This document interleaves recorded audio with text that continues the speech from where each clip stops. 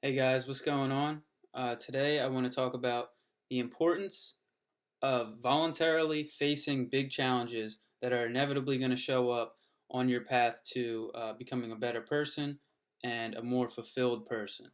So let's talk about the foundation. I know I've spoke about this in previous videos, and it almost sounds cliche at this point because everybody's on the path of doing what they love and finding what they love, and that's all great and all, but I don't really think that's the way that I look at it. So the way that I look at it is it should be something that you feel obligated to pursue. Now, why should you feel obligated to pursue this path in life? So things that have caused me to feel obligated to pursue my path of physical therapy as well as running are kind of my two big um, identities in life, let's say. Um, why do I feel obligated to pursue these um, paths in life? Because I feel that I'm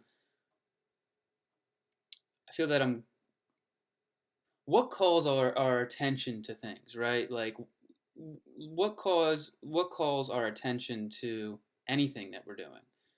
It takes a lot of observation to realize like what really calls your attention, where like everybody's interested in different things, right? So you got to observe yourself, have some self-awareness of what you're interested in.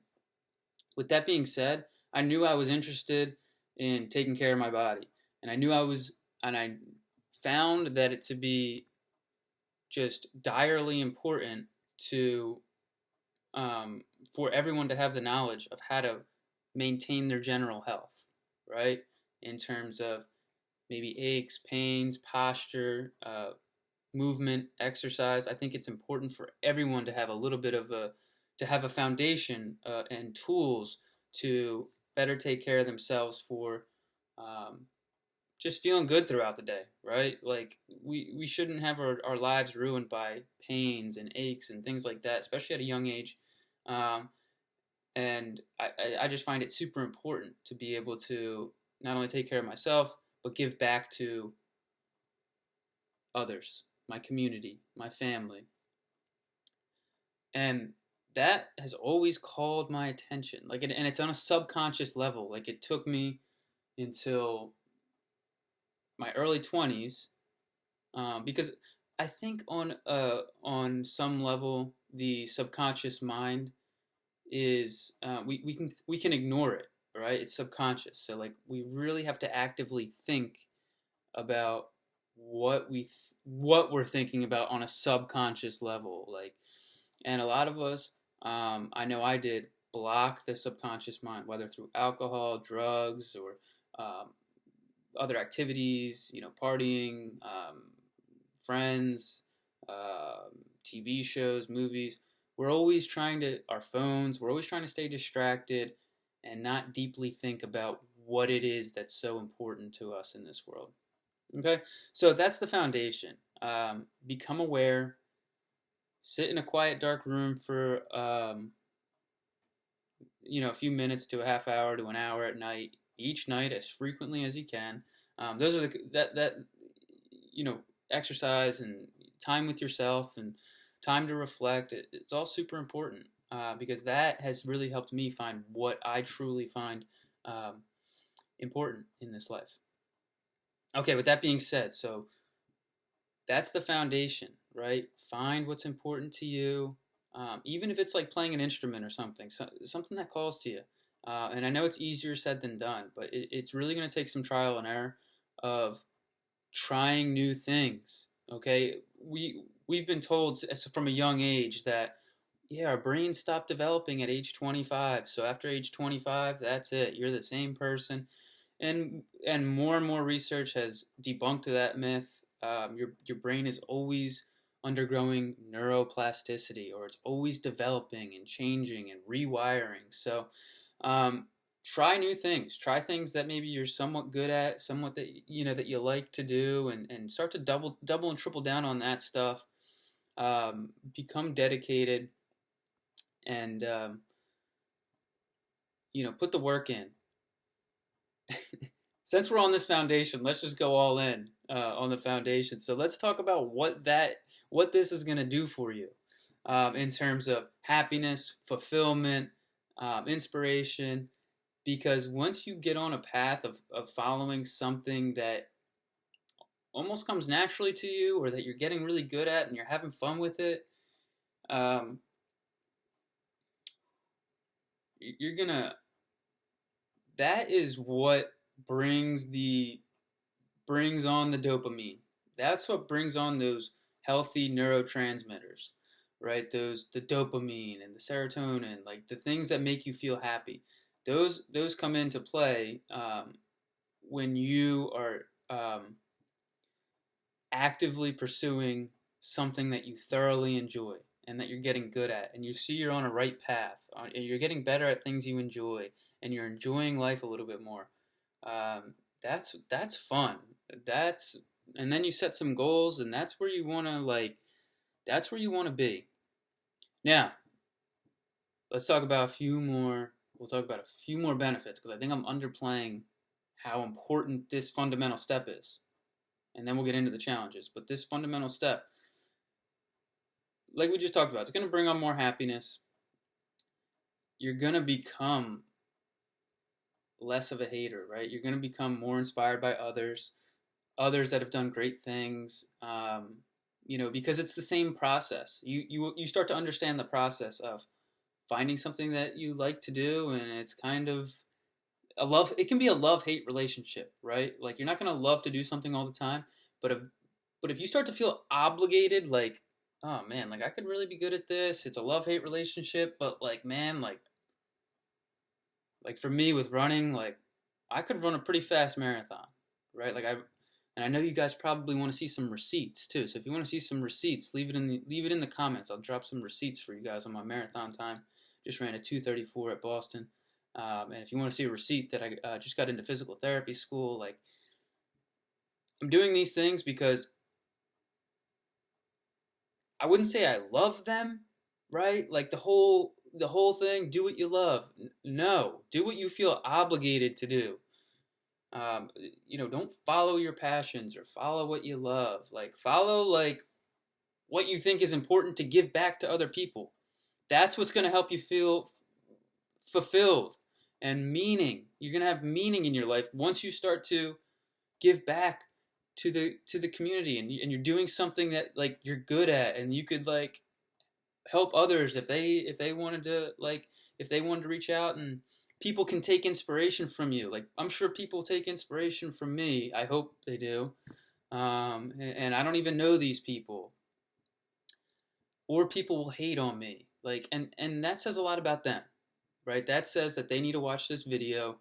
They need to start doing, and hop on this video and take some notes. But okay, let's talk about some more byproducts, because they're real. They're real. Okay, you're not just going to be, your time is, this might be the best one. This might be the best and the worst one, but more so the best one. Your time is going to become valuable.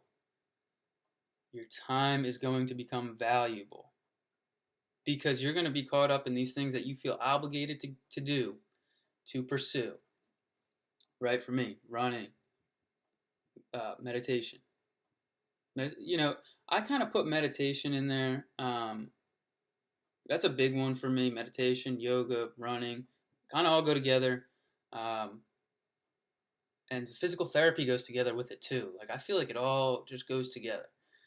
But your time's going to become more valuable. Okay? So, and guys, stick through this video, right? Because by the end of it, I hope that you're going to feel more inspired, motivated, and take action. But your time's going to become more valuable. This is going to be attractive to women. This is going to be attractive to everybody. Men are going to respect you more. You're gonna respect yourself more, because you're gonna start saying no to things that are kind of a waste of time, and people are gonna respect you for that. And you're gonna respect yourself for that. and you're going to become way more productive. And again, this is going to open the floodgates for those feeling good chemicals. Okay, so if you're feeling like kind of like no direction, a little bit of a rut, a little bit of depression, start trying some new things. Force yourself to start trying some new things. Find something that you might or might not be into. Start doing that a lot. Like I said, it takes some trial and error, but better late than never. Okay, you don't want to be on your deathbed thinking, and I know this is an extreme, but like it's something that I think about on my deathbed, thinking like, shoot, like I kind of wanted to like find something I was a little bit more that had a little bit more meaning and purpose to it. So anyway, your time's going to become more valuable. That's attractive to everybody. Okay. So, all right. So that's the foundation. Find something that you thoroughly enjoy to do, get good at it, and give back to others. Okay. From a biological standpoint, I think anyone can understand that we are biologically here for a reason, and we have a biological instinct to pursue what is meaningful and give that back to our families, loved ones, community, things like that. All right, and Confucius said this quote, and this hit home for me. Every man lives two lives, and the second starts after he realizes he has just one. Okay, so let me repeat that again. Confucius said, every man lives two lives, and the second begins once he realizes that he has just one. Okay, so basically what that's saying is we're only going to go around once. You know, you're only going to continue to get older. So start to, let's get going. Let's get going. Take what I'm telling you in this video and put it to use, right? Don't just watch this video. Watch a video and put it to use. When you have knowledge without action, there's probably a quote for that too, but that's just a waste of time. It's a waste of knowledge. Then you don't have, it's useless. Action. If you don't get anything out of this video, it's action. Take action. Have a plan. Having a plan and taking action is the best way forward, right? Because if you have a plan and you're sticking with something that you might think could be something that you're passionate about, you can always deviate from the plan, right? You can always say, oh, let me try running. Maybe it's not running. Maybe it's biking. Maybe it's swimming. Maybe you want to be a triathlete. Or maybe it's not. Maybe, let me try physical therapy. Let me try to get in here. It's cool, but maybe I'd rather just be a personal trainer. So have a plan, and then you can always deviate from the plan. If you don't have a plan, then you're just floating around, and that was me until I was like 23 years old. If you feel like you're floating around, start with a plan. That's a great place to start. That's something that nobody really tells you to do, and it's a fundamental piece of life. Everybody has a plan. Everybody has to have a plan here. Write your plan down. That could help, but starts with the plan. Okay, now let's get into the challenges. Okay, because let's say you've done the fundamental work, right? We just went over the fundamental work. Let's go over the challenges that you're inevitably going to face, right? And we're going to talk about a little bit of physiology, right? So how your body responds with a certain mindset, okay? Because that's where we need to start. Got my cat at my feet. Sorry about that. Let's continue. You have to have a voluntary mindset. So what I mean by this, you have to voluntarily take challenges on, okay? Do not shy away from challenges. I won't get into all just know this, that when you voluntarily take a challenge on, a whole different physiological response, think of it more of like a predatory response takes place, and you attack. think about, doesn't that sound a whole lot better? You're going to attack a challenge, you're going to attack an exam, you're going to attack a marathon, or you're going to be forced to take an exam, forced to run a marathon involuntarily. You don't really want to do it. So it starts with the mindset. If you have the mindset, okay, I'm going to find my passion, I'm going to take this on, you're going to be 100 times more successful than becoming 60 years old and then involuntarily, being forced to find your passions at that age. So start now, voluntarily take on what needs to be taken on. Take on things you're scared of. I was always scared of school. I was always scared of exams. Because now here's where it comes in. Why was I scared? Why was I scared? Why did I had that involuntary mindset? Because I wasn't prepared. Because I wasn't interested. Interest is the start of it. It's got to be something you're kind of interested in, right? You're never going to be the best physical therapist if you're not interested. I don't care how smart you are. I don't care about any of the other factors. You got to be 90% interested, 90 to 100% interested in what it is that you're going to pursue. Just the way it is. Or someone else that's more interested is going to beat you out. So interest is first, and then it'll make the prep a little bit easier because you're interested. And then preparation. Prepare. And this shouldn't even feel like work. This should only slightly feel like work. Because when you are preparing for something that you're interested in, your body feels good about that. It doesn't feel like a waste of time. When I was taking my prerequisites to get into physical therapy, I had to go back to school to take prerequisites to get into physical therapy school, right?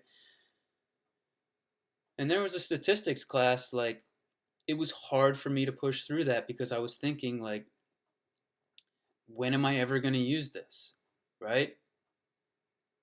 I had to push myself through that. But when it came to anatomy 1 and 2, I felt good about, I could study that all day, right? So when you're studying stuff that you feel good about, you know you're on the right track, okay? And then it's just momentum, right? Momentum is going to take over from there. So starting is definitely the hardest part, for sure. But once you find that frequency, right? Find your consistency through pushing through those first few months, right? Oh, now I'm getting better at this, right? This is making more sense. The more that I force myself to do this, it's making more sense. I'm feeling better. I'm feeling good, right? I'm respecting myself more. I'm figuring this thing out.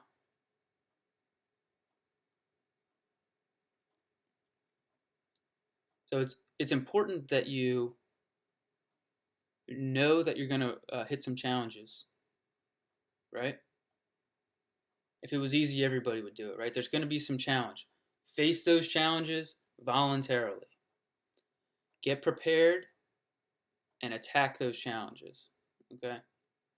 It seems so simple. It seems so obvious, but there really is a physiological response when you mentally think about attacking a challenge as opposed to letting a challenge attack you, right? So, all right, guys, this video went a little bit longer than I wanted it to go, but I could be on here all day. So I want to give back to you guys any way I can. Give me some comments. You hated the video, you loved the video, you think I could do something better, that'd be great. I just appreciate you watching, especially if you made it to the end here. I really hope you got something out of this video because it's something that I've been practicing for a couple years now. Like I said, it's gotten me into the Boston Marathon, which was a heck of a time. Making memories that I'll forever remember, and getting into physical therapy school, which is changing my life. And I don't think that this is what I'm telling you now. I don't think it's laid out, obviously. when you're a young child. I just don't think it's obvious by anybody. Times are always changing. Like, you can't blame your parents or you can't blame anyone else except yourself. You got to take action. So let's take action. All right, I'll see you guys on the next one.